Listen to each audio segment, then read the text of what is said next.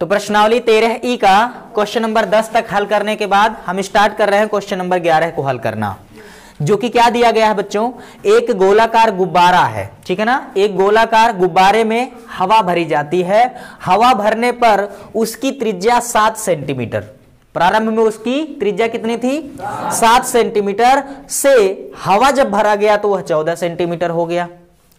दोनों स्थितियों में गुब्बारे के पृष्ठीय क्षेत्रफलों का अनुपात ज्ञात करना है, ठीक है ना। चलिए देखते हैं, बहुत आसान है ये क्वेश्चन। इसका कॉन्सेप्ट क्या है समझिए। ये मान लिया जाए आपके पास एक गोलाकार चिच्छी, एक ऐसा मान लो ये गोलाकार गुब्बारा था, ठीक है ना। गोलाकार क्या था, ये गुब्बारा था। जब इसमें हवा भरा गया तो ये हवा भरने पर इसका आकार बढ़ गया, माप इसकी बढ़ गई, यानी त्रिज्या इसकी बढ़ गई, इसका पृष्ठीय क्षेत्रफल भी बढ़ जाएगा, ठीक है ना।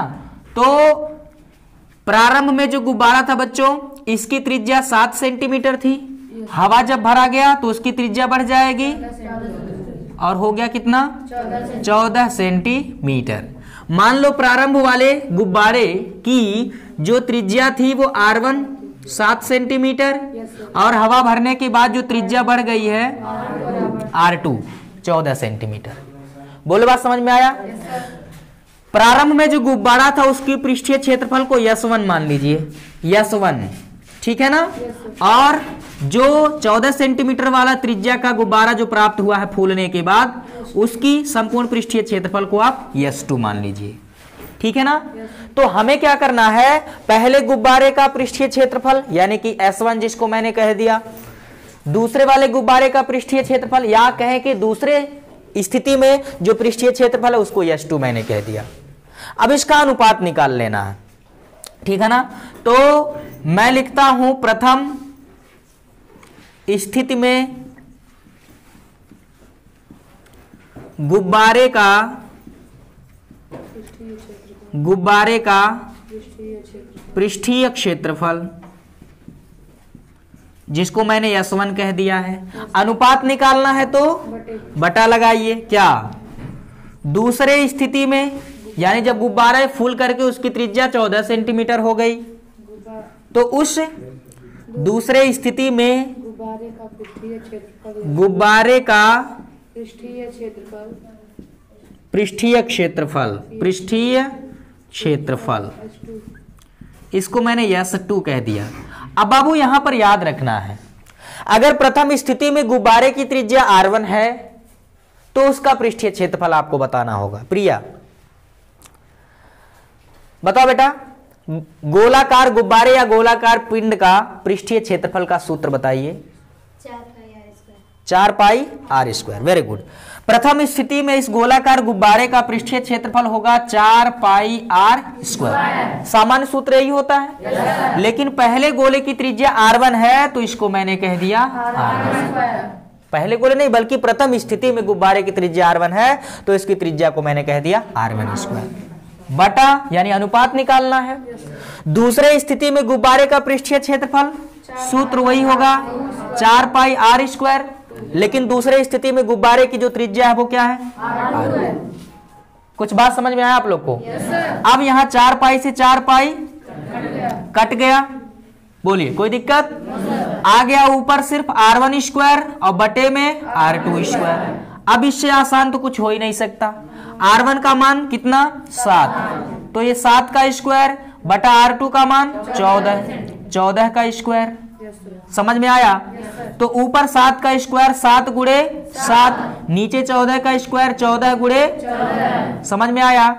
7 एक कम 7, 7 दूना 7 एक कम 7, 7 दूना, यानी कि ऊपर आ गया है 1 गुणे 1 बटे में 2 गुणे, यानी 1 एक कम 2 दूना। लो जी, S1 बटा S2 आ गया 1/4, यानी पृष्ठीय क्षेत्रफलों S1 और S2 का जो अनुपात होगा लल्ला वह 1/4 होगा। अब बताइए क्या ये हार्ड था? नहीं सर, बिल्कुल भी नहीं। यानी प्रथम स्थिति और द्वितीय स्थिति में गुब्बारे के पृष्ठीय क्षेत्रफलों का जो रेशियो अनुपात होगा वो 1/4 होगा। आगे बात समझ में? प्रिया समझ में आया? बैठिए। क्वेश्चन नंबर 12, ठीक है ना। हालांकि ये क्वेश्चन नंबर 10 के जैसा हल होगा। किसके जैसा? क्वेश्चन नंबर 10 के जैसा होगा, ठीक है ना। 10 में क्या दिया था कि एक बड़ा सा गोला था और उसको छोटे छोटे 3 गोलों में पिघला करके बदला गया था, ठीक है ना। तो हमने क्या कहा था कि बड़े गोले का आयतन जो है ना शेष बने हुए या उसके द्वारा बने हुए गोलों के आयतनों के योगफल के बराबर होगा। बिल्कुल वही कॉन्सेप्ट आपको 12 में लगा देना है। 3 छोटे छोटे गोले हैं जिनकी त्रिज्याएं दी गई है। मान लिया इसकी त्रिज्या R1, इसकी त्रिज्या R2, इसकी त्रिज्या, तो ये दे दिया गया कितना सेंटीमीटर? 1 सेंटीमीटर। दूसरा कितना? 8 सेंटीमीटर। तीसरा कितना? 6 सेंटीमीटर, ठीक है ना। हालांकि ये समान साइज के नहीं, ये देखने में समान साइज के लग रहे हैं, लेकिन ये छोटे बड़े, जैसे ये छोटा है, ये बड़ा है, ये थोड़ा सा छोटा है, ठीक है ना। तो इस तरह से है बाबू। ये तीनों गोलों को पिघला करके एक बड़ा सा गोला बनाया गया और इस बड़े वाले गोले की त्रिज्या आपसे पूछा जा रहा है। मान लीजिए इसकी त्रिज्या R है। तो मैंने क्या बताया था, इस टाइप के क्वेश्चन का एक ही कॉन्सेप्ट होता है और वो क्या है कि जब एक बड़े गोले को पिघला करके 2 या 2 से अधिक छोटे गोले बनाए जाएंगे तो उस बड़े वाले गोले का आयतन उसके द्वारा बने हुए शेष छोटे गोलों के आयतनों के योगफल के बराबर होगा, ठीक है ना। यानी इस बड़े वाले गोले का आयतन बराबर इन तीनों छोटे गोलों का आयतन। और आयतन 4/3 पाई r क्यूब, 4/3 पाई r क्यूब लगाएंगे सबका। 4/3 पाई कॉमन होगा, कट जाएगा और सीधे आ जाएगा क्या? नहीं समझ पा रहे हैं क्या? इसका आयतन क्या होगा? 4/3 पाई r क्यूब बराबर इसका आयतन 4/3 पाई r1 क्यूब, ठीक है ना। और इसका क्या होगा? 4/3 पाई r2 क्यूब। और इसका क्या होगा? 4/3 पाई r3 क्यूब। अब इसके बाद मैंने कहा कि सब में, इन सभी पदों में 4/3 पाई कॉमन हो जाएगा। बोलो हो जाएगा? 4/3 पाई कॉमन हो जाएगा तो r1 cube plus r2 cube plus r3, बोलो यही होगा कि नहीं होगा? और इधर 4/3 पाई कैपिटल R क्यूब। ये 4/3 पाई 4/3 पाई पक्षांतर करने पे कचाकच कट जाएंगे। कैपिटल R क्यूब बराबर R1 cube plus R2 cube और प्लस R3 क्यूब, ठीक है ना। मैंने यही इंपॉर्टेंट रिलेशन बताया था क्वेश्चन नंबर 10वें में कि यही आप अप्लाई करके सीधे आप क्वेश्चन के इरादों को नश्याबूद करेंगे, लेकिन आप लोग समझे नहीं और पहुंचते ही क्वेश्चन को पुट अप पुनः कर दिया, कोशिश नहीं किया। जिन बच्चों ने कोशिश किया होगा उनका ये प्रॉब्लम सॉल्व हो गया होगा। कितने लोग कोशिश किए? 1 2 3 4 5 6, खाली 6 लोग। बदमाशों कहीं के, कोशिश करो, प्रयास करो, ठीक। हैंड डाउन देखो लल्ला। कैपिटल R का मान निकालना है। R क्यूब बराबर R1 का मान कितना? 1 सेंटीमीटर, इसका क्यूब। R2 का मान 8 सेंटीमीटर, इसका क्यूब। R2 का मान, R3 का मान 6, इसका क्यूब। 1 का क्यूब 1 ही होगा। 8 का क्यूब 512, ठीक है ना। 8 का क्यूब कितना आएगा? 512। और 6 का क्यूब 216। अब इन सबको जोड़ेंगे, कितना आएगा? 729, यही ना आ रहा है जी। कैपिटल R क्यूब बराबर 729। अब ये 729 किसका क्यूब है लल्ला? 9 का। ये क्या है बोलो? क्यूब है। समझ में आया कि नहीं आया? बोलो। घनमूल ले लेंगे, क्यूब से क्यूब खत्म। R बराबर कितना? 9 सेंटीमीटर। यानी जो बड़ा वाला गोला बना है लल्ला, उसकी त्रिज्या बोलो कितनी आएगी? 9 और ये इंपॉर्टेंट है कंपटीशन के भी एग्जाम, मतलब 1 दिवसीय प्रतियोगी परीक्षाओं के लिए भी महत्वपूर्ण है और आप लोग के 9th और 10th के लिए तो इंपॉर्टेंट है ही। आई होप समझ में आ गया होगा। कोई डाउट है? पूछना है कुछ? चलिए नोट करो, अगले क्वेश्चन की तरफ बढ़ते हैं।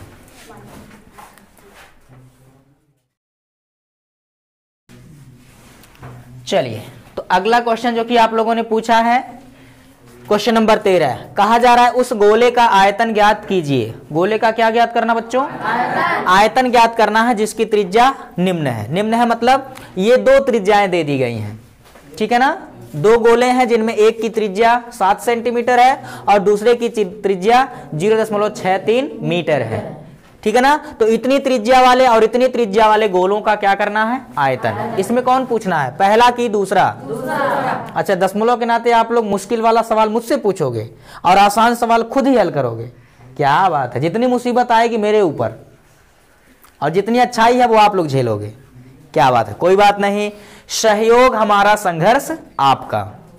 मैं ऐसा नहीं कहूंगा कि सहयोग आपका संघर्ष हमारा, नहीं, हमारे सहयोग और आप सभी के संघर्ष एक दिन बेहतर आयाम को गढ़ेंगे। ठीक है ना। मेहनत करो, कोशिश करो, और जो कोशिश नहीं करते उनसे कोई उम्मीदें भी नहीं की जा सकती, है ना। मंजिल मिले या ना मिले वो अलग बात है, मंजिल मिले या ना मिले वो तो अलग बात है, लेकिन हम लोग कोशिश ना करें ये बहुत गलत बात है, ये बहुत गलत बात है। चलता हूं मंजिल की तलाश में, चलने में माहिर बन जाऊंगा। चलता हूं मंजिल की तलाश में, चलने में माहिर बन जाऊंगा। मंजिल मिल गई तो अच्छी बात है, वरना एक अच्छा मुसाफिर तो बन जाऊंगा। एक तजुर्बा नया होगा, अनुभव नया होगा। सफलता और असफलता ये जिंदगी के बहुत बड़े क्या होते हैं, आधार होते हैं। आप रास्ते में जा रहे हो, रास्ते में चल रहे हो, जब तक तेज धूप है आप रास्तों में ठहरोगे नहीं, रास्ते में ठहरोगे नहीं, आप तेजी से चलते चले जाओगे। लेकिन अगर रास्ते में कहीं कोई छांव मिल गया, पेड़ की छाया मिल गई, तो आप सोचोगे थोड़ा सा छांव में आराम कर लेते हैं, है ना। निरंतर चलते रहिए, चलते रहिए। क्या समझ रहे हैं, गतिमान होते रहो, यही जीवन का एक नया मकसद है। बच्चे घड़ी गिफ्ट करते हैं, है ना, घड़ी एक उपहार देते हैं। क्यों? क्योंकि समय के सापेक्ष निरंतर आप गतिमान रहें, अग्रसर रहें, आगे की तरफ बढ़ते रहें। और यदि आप ऐसा करोगे तो इसमें आशा ही नहीं बल्कि पूर्ण विश्वास के साथ कहा जा सकता है कि एक बेहतर दशा और दिशा मिलेगी। कुछ बात समझ में आया? तो जितने क्वेश्चंस मैं छोड़ देता हूं, इस उम्मीद से छोड़ देता हूं कि आप उसको हल करोगे, कोशिश करोगे, 1 से 2 बार कोशिश करोगे, 3 बार कोशिश करोगे, नहीं आएगा तो फिर आप मेरे सामने उसको रखोगे। लेकिन मैं जैसे भेजता हूं जिस हालात में, उसी हालात में लौट के चले जाते हैं। ऐसा मत करो। मेरे सम्मान के दीपक, मेरे जीवन के आधार, इस राष्ट्र के कुशल नेतृत्वकर्ता भविष्य में होंगे आप लोग। आपके कंधे पर आपके परिवार, समाज और राष्ट्र की जिम्मेदारी होगी। तो क्या जब कोशिश नहीं करोगे तो क्या उसका निर्वहन कर पाओगे? नहीं कर पाओगे। क्या समझे? बिना अनुशासन के जीवन प्रकाशित हो नहीं सकता। बहुत कुछ करना चाहे भी मगर कुछ हो नहीं सकता। मेरे दर्पण मेरे बच्चे मेरे सम्मान के दीपक, मेरे दर्पण मेरे बच्चे मेरे सम्मान के दीपक, करे जो अच्छे कर्म तो बुरा वो हो नहीं सकता। तो अच्छे काम करिए, मेहनत करिए, आगे की तरफ सकारात्मक दशा और दिशा में बढ़ते रहिए। चलिए देखते हैं इस क्वेश्चन को। तो पहला वाला क्वेश्चन आप लोगों ने बोला कि खुद हम सॉल्व कर लेंगे। 2 दिया गया है, एक हमारे लिए और एक आप सभी के लिए, मुश्किल वाला मेरे लिए, आसान वाला आप लोग के लिए। ठीक है ना। तो चलो हम इस दूसरे वाले क्वेश्चन को क्या करते हैं, ले दनादन लल्लन टाप तरीके से क्या कर देते हैं, हल करते हैं। क्या है बच्चों, त्रिज्या दे दिया गया कितना, 0.63 मीटर। अब ये जो डेसिमल में है, दशमलव में है, इसको भिन्न में बदल लीजिए। दशमलव के बाद कितने अंक हैं, 2 अंक हैं। तो दशमलव को आप खाना चाहें, मतलब हटाना चाहें, तो दशमलव के बाद 2 अंक है, तो नीचे 2 जीरो, 2 जीरो मतलब 2 जीरो वाले सैकड़ा वाला अंक मतलब 100 आप लिखेंगे। नहीं समझे क्या? ठीक है ना। दशमलव के बाद 2 अंक है तो बटे में, दशमलव के बाद 2 अंक है तो बटे में क्या लिखेंगे, 100। कुछ बात समझ में आया? तो इतना ही आप रहने दीजिए। अब देखिए गोले का आयतन क्या निकालना लल्ला, गोले का आयतन। ठीक है ना। गोले का आयतन सूत्र सबको याद है और याद होना चाहिए। ठीक है ना। आइए पूछ लेते हैं सत्यम से। गोले के आयतन का सूत्र बताओ लल्ला। क्या? 4/3 पाई r क्यूब। 4/3 पाई हार क्यूब, हार नहीं आर। 4/3 पाई का मान 22 बेटा 7 गुणे आर, आर का मान ये कितना 63/100 का होल क्यूब। लो जी, बड़ा लंबा कैलकुलेशन होगा। 4/3 गुणे 22/7 गुणे 63 का क्यूब, 63 गुणे 63 छिच्छी 63 गुणे 63 के बटे में कितना 100 गुणे 100 गुणे 100। कोई दिक्कत बिल्कुल भी नहीं, ठीक है ना। तो अब देखो ये काटिए, 7 से 63 कट जाएगा, 7 9 और ये 3 से 9 कट जाएगा, 3 तिरैया 9। कुछ बात समझ में आया लल्ला? अब देखो जी, ये 4 तिया 12, 4 का 3 में गुणा कर लिया, 4 तिया 12 और गुणे यहाँ 22 गुणे 63 गुणे 63, 63 का स्क्वायर, 63 में 63 का गुणा कर लो, कितना आ रहा है 3 त्रिक का 9 आएगा, 3 6 का 18, 18 दूनी 36 को 6 3 हो जाएगा, 6 का 6 में 36, 36 और 3 36 3 39। अब इसके बटे में ये 100 गुणे 100 गुणे 100, यानी 1 का 1 में 1 का 1 में गुणा करेंगे 1, उसके बाद 1 2 3 4 5 6 अंडा, कितना 1 2 3 4 5 6 अंडा। समझ में आया क्या? चलो अब गुणा करते हैं, 12 गुणे 22 का, इसमें 22 9 198 को 8 लिखेंगे, बचेगा 19 और 22 6 का 132, 132 में 19 जोड़ लो, 9 2 11 को 1 1 बच गया, 3 और 1 4 और 1 5, ठीक है ना, 1 151 को कितना लिखेंगे 1, कितना बचा 15, ठीक है ना। 22 9 198 में 15 जोड़ लो, 8 5 13, ठीक है, 9 1 10 और 1 11, 1 और 1 2, 213 को कितना लिखेंगे 3, बचा कितना 21, ठीक है ना। और 22 तिया 66, 66 में 21 जोड़ेंगे कितना होगा 87, ठीक है ना, 87,318 और बटे में क्या आ रहा है लल्ला 1 के बाद 6 0, ठीक है ना। अब 12 का गुणा कर लो, इसमें 12 8 96, कितना बच गया 9, 12 कम 12, 12 9 21, 1 कितना बच गया 2, 12 तिया 36, 36 और 2 38 को 8 कितना 3 बच गया, 12 7 84 और 3 87 को 7 कितना 8 हो गया, 12 8 96, 96 और 8 104, कितना 104 और बटे में कितना 1 के बाद कितना 0 6 0। समझ में आया?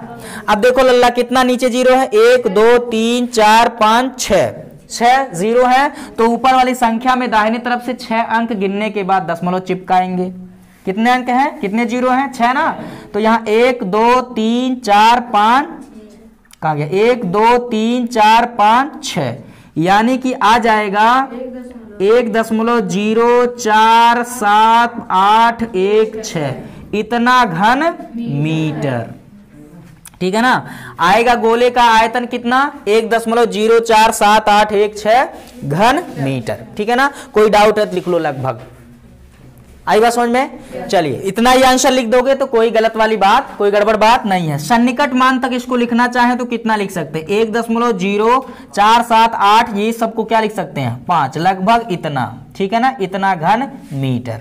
कुछ बात समझ में आया? तो इतना लिख देंगे तो भी करेक्ट है, इतना लिख दिया लगभग में, क्या ये सन्निकट लगभग इतना हो जाएगा। कोई दिक्कत वाली बात बिल्कुल नहीं है, टेंशन लेने की जरूरत नहीं है। तभी तो इसका कैलकुलेशन लंबा था और आप लोगों ने मेरे सर पे लाकर इसको रख दिया कि सर इसको आप इसके खोपड़ी में छेद करिए, हम लोग की बस की बात नहीं है। लेकिन आगे आप लोग इसके खोपड़ी में छेद कर लोगे? एग्जाम में जब भी मैं इसको दूंगा तो इसको खोपड़ी में छेद करोगे कि नहीं? पक्का? क्या बात है, चलिए नोट करो। चलिए अल्लाह, क्वेश्चन नंबर 15 देखते हैं। क्वेश्चन नंबर 14 को हमने छोड़ दिया, आप लोगों ने कहा कि हम लोग हल कर लेंगे, है ना, यही ना कहा है। तो क्वेश्चन नंबर 14 में दिया गया है कि किसी गोले के द्वारा विस्थापित पानी का आयतन निकालना है ना। क्या कहा है? पानी का आयतन निकालना है जिसका व्यास दिया गया है। तो 14 में क्या दिए गए हैं? व्यास दिए गए। क्या दिए गए लल्ला? व्यास दिए गए हैं। पहला दिया है शायद 14, सॉरी पहला दिया है कितना 28 सेंटीमीटर। तो क्या करेंगे त्रिज्या निकाल लेंगे, त्रिज्या व्यास का आधा होगा, 28 का आधा 14 सेंटीमीटर हो जाएगा। अब आपको ध्यान में रखना है कि मान लिया आपके पास कोई भी एक पात्र है, जैसे बाल्टी, और वो बाल्टी पानी से पूरा लबालब भरा है। किससे? पानी से लबालब भरा है। एक कांच के ठोस गोले को आप लबालब भरे हुए पानी में क्या कर देंगे? डालेंगे। तो जैसे ही कांच के गोले को पानी में आप डालोगे तुरंत पानी उससे बाहर निकलेगा। ये जो गोला है बच्चा, गोला किसी भी पात्र में रखने पर, पानी वाले किसी भी पात्र में रखने पर उतने ही पानी को विस्थापित करता है जितना उसका आयतन होगा, जितना उसका आयतन होगा। तो आप क्या करेंगे? गोले का आयतन निकाल लेंगे। जितना गोले का आयतन आएगा उतने ही उसके द्वारा पानी विस्थापित किया जाएगा, हटाया जाएगा। बात समझ लिए? तो 14वें क्वेश्चन में आपको गोलों का क्या निकालना है? आयतन निकालना है। अल्लाह, वह अपने आयतन के बराबर ही पानी को रिप्लेस करेगा, विस्थापित करेगा। निकाल लेंगे? चलिए आते हैं क्वेश्चन नंबर 15 पे। इसको मैं मिटा देता हूं।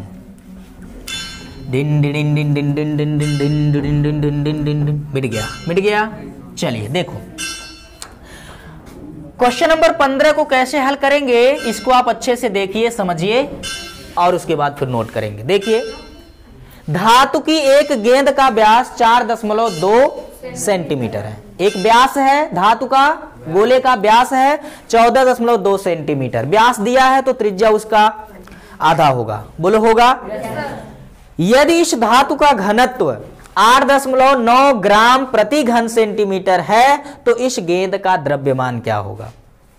ठीक है ना। ये जो घनत्व दिया है, घनत्व होता है किसी भी वस्तु के द्रव्यमान और उसके द्वारा घेरे गए या अध्यासित किए गए आयतन का अनुपात।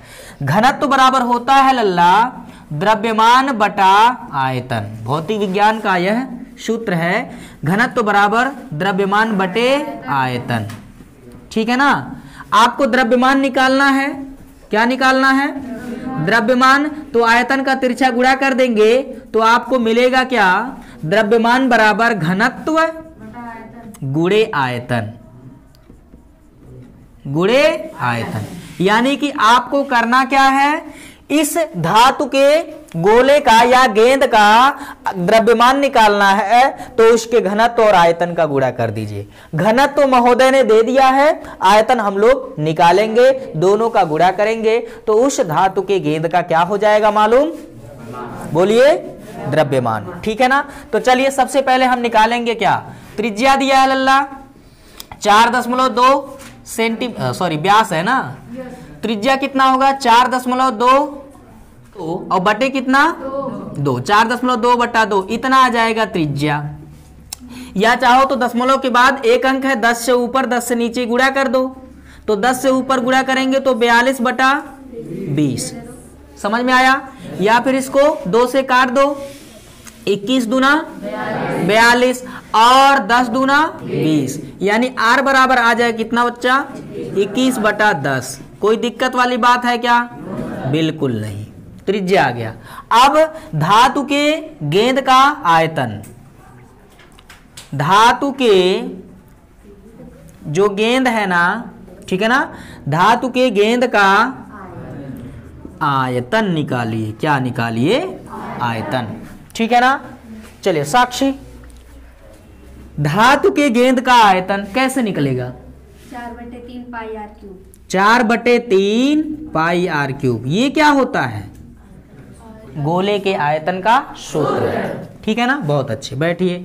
4/3 पाई का मान, कोई दिक्कत? आर का मान कितना? 21 बटा 10 का होल के। अच्छा जी। 4/3 गुणे 22 बटा 7 गुणे 21 का क्यूब 21 गुणे 21 गुणे 21। ठीक है ना। और 10 का क्यूब 10 गुणे 10 गुणे 10, या 10 दाई 100 दाई 1000। ये लो 7 तिया 21, 3 से 3 की निर्मम हत्या। ठीक है ना। अच्छा जी। 4 गुणे 22 गुणे 21 का 21 में 441। ओ, यही भी नहीं मालूम है। 21 गुणे 21, 21 का वर्ग कितना? 441। नहीं समझे, गुणा कर लो 21 गुणे 21। अब जिसको गुणा नहीं करने आता वो जाके एक कन्नम एक, ठीक है ना, 2 एक कम 2, 2 एक कम 2, 2 दूना 4, जोड़ लो 1 4 4, 441 बटे 10 गुणे 10 गुणे 10, 1000। बोलो होगा कि नहीं होगा? होगा जी। अच्छा अब गुणा कर लो, 4 गुणे या डायरेक्ट में गुणा कर, देखिए 22 का इसमें 441 में गुणा कर लिए, 22 एक कम 22 को 2, 22 चौके 88, 88 और 2 90, 90 को 0 9 और 22 चौके 88, 88 और 9 97, कितना होगा? 97। 22 का 441 में गुणा करोगे 9702 होगा, और इसमें फिर गुणा करना है किसका? 4 का। ये गुणा गणित आपको अच्छे से आना चाहिए, ठीक है ना। 4 दूना 8, 0 4 सते 28, 2 4 9 36 और 2 38, ठीक है ना। तो 38,808, इन सब का गुणा करोगे तो 38,808, और बटे में कितना लल्ला? 1000। कुछ बात समझ में आया आप लोग को? बोलिए। अच्छा अब इतना चाहिए तो आप चाहे तो आप रहने दीजिए, रहने दिया जाए, इतना आ जाएगा घन सेंटीमीटर, ठीक है ना। अगर आप भाग करेंगे, ठीक, अगर इसमें आप भाग करेंगे तो क्या होगा? 1 अंक 2 अंक 3 अंक के बाद दशमलव, 38.808 आएगा कि नहीं आएगा? लेकिन अभी रहने दीजिए, इतना घन सेंटीमीटर हो जाएगा गोले का, बोलो का लल्ला आयतन। समझ में आया? अब आयतन निकल गया, घनत्व तो आपको दिया है और आपको निकालना है क्या? द्रव्यमान। तो यही जो फॉर्मूला लगाया हुआ है यहीं से आगे मैं हल कर देता हूं, ठीक है ना। यहां से घनत्व बराबर, या लिख लो सूत्र फॉर्मूला, क्या? घनत्व बराबर द्रव्यमान बटे आयतन, या द्रव्यमान बराबर घनत्व गुणे आयतन, ठीक है ना। तो ये हो जाएगा घनत्व 8.9 और गुणे कितना लल्ला? आयतन हम लोगों ने निकाला है कितना? 38,808 और बटे में कितना? 1000, ठीक है। अब इसका इसमें गुणा करो, ठीक है ना, और उसके बाद 1000 से भाग करो। कुछ बात समझ में आया? गुणा कर लिया जाए तो ये 38,808 में गुणा करेंगे 8.9 से, कितना आएगा?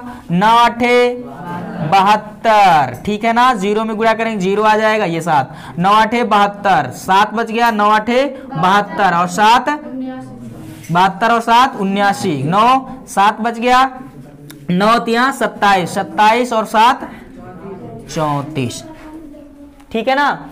आगे गुणा करेंगे 8 का 8 अठाए 64, ठीक है ना। ये 8 में 0 का गुणा करेंगे 0 और 6, 8 अठाए 64 को 4, 6 बच गया, 8 अठाए 64 और 70 को 0, 7 बच गया, 8 त्रिक 24, 24 और 7 31, कितना? 31। जोड़ लो 2 7 4 11, 6 2 8 और 1 9, 9 4 13, ठीक है, 4 और 1 5, 3 और 1 4 और ये 3, ठीक है ना।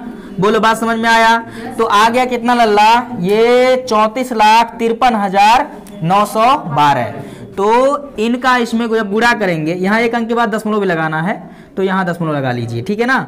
तो आ जाएगा 34 53 91 दशमलव, ये दशमलव बाद 1 अंक था तो यहाँ दशमलव लगाएंगे 2 और बटा कितना? 1000, ठीक है ना बाबू। अच्छा जी, इसको मैं मिटा देता हूं। आगे देखिए, यहां 3 अंक है, कितना अंक है? 3 अंक है। तो जब हम भाग करेंगे तो 3 अंक बाएं तरफ चला आएगा, यहाँ 1 अंक 2 अंक 3 अंक, यानी 345.3912 इतना ग्राम होगा, ठीक है ना, इतना ग्राम होगा।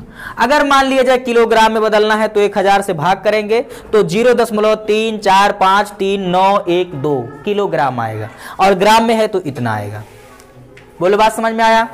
चलिए, कैलकुलेशन थोड़ा लंबा है, कैलकुलेशन यानी गुणा गणित थोड़ा सा आप लोग को ध्यानपूर्वक करना है, बाकी तो कॉन्सेप्ट आप लोग का क्लियर ही है। आयतन निकाल लिए और घनत्व बराबर द्रव्यमान बटे आयतन, द्रव्यमान बराबर घनत्व गुणे आयतन, घनत्व और आयतन का गुणा कर लेंगे, जितना कुछ भी आ रहा है उतना ही ग्राम उस धातु के गेंद का क्या होगा लल्ला, द्रव्यमान हो जाएगा। बोलो हो जाएगा। चलिए नोट करिए फटाफट।